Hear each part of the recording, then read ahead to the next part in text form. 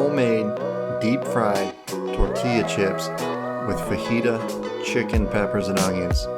We're making nachos, y'all. Welcome back, friends. This turned out really well. I deep fried in this foil pan rather than cast iron. I'll put a link in the description to Amazon where you can get these pans. They're like $1. I started off with everything on medium. If you saw my chicken wing video, I tried to deep fry in a cast iron pan. That took forever, like 45 minutes to heat up.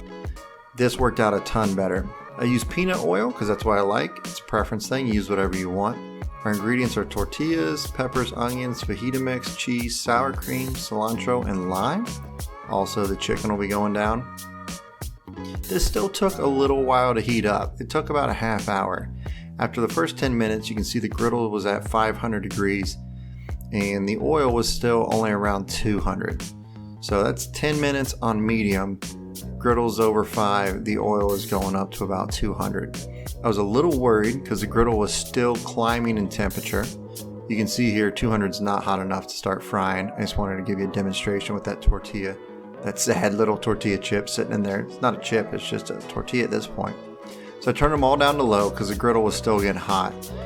And it still stayed up 489. I was still around 500. And you can see after 20 minutes, I'm up to 280, almost 300 degrees really after 20 minutes. The chips starting to fry up a little bit.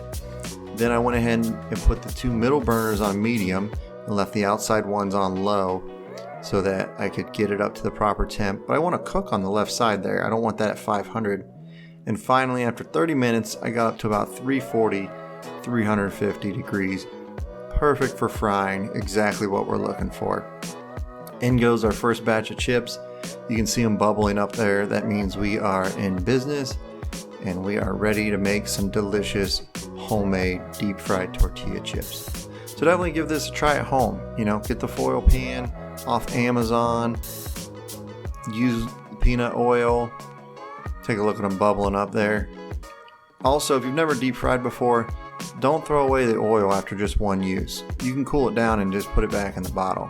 If you think about a restaurant, they deep fry in the same grease all day long, so don't just use it once and throw it out. Save that and use it later. Little tip I learned here, I made a mistake. My first batch on the bottom I let sit there and I piled the other chips on top. And then you can see they got really burnt. So let me show you this one here on the way bottom. It just kept cooking even though that was on low. So the ones on the bottom got burnt. As you'll see later in the video, I just kept piling the chips on top to let them drain the grease off.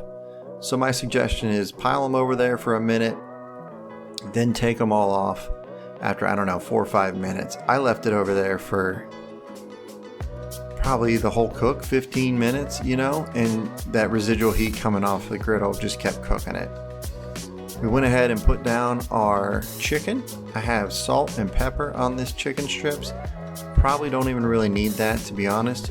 There's so much flavor and so many seasonings in the fajita mix and probably a lot of salt that you could just use plain strips of chicken.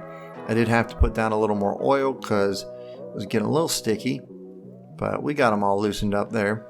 Then make sure with your chicken strips that you spread them out as thinly as possible.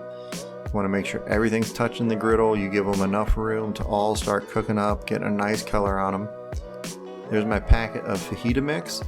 You can make your own fajita mix. There's tons of wonderful recipes online.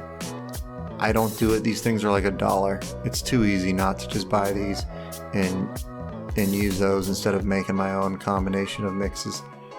So give them a flip. You can see that the oil is probably getting a little hotter. They're getting nice and brown, but they're having such a beautiful color on there. Loosen up the chicken. I apologize for shaking the camera.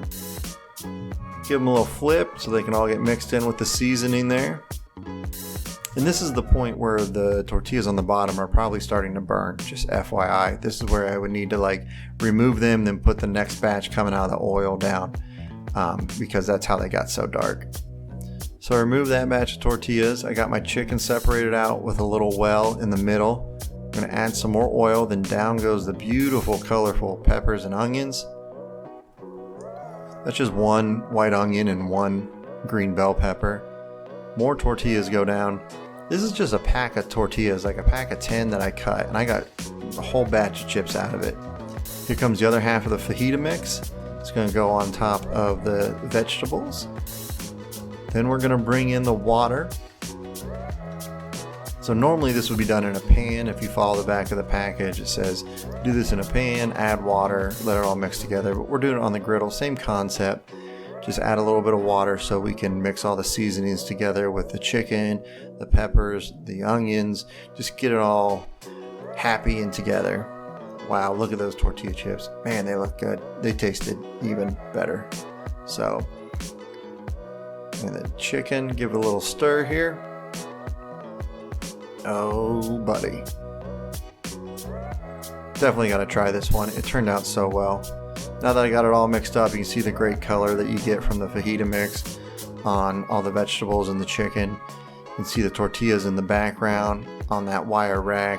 The wire rack comes in handy for so much stuff. Bacon, draining the tortilla chips.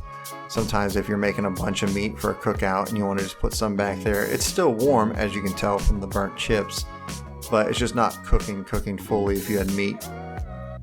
So bring over the chicken, give it a little test, make sure it's all done. Remember, you want to cook chicken to 165 degrees.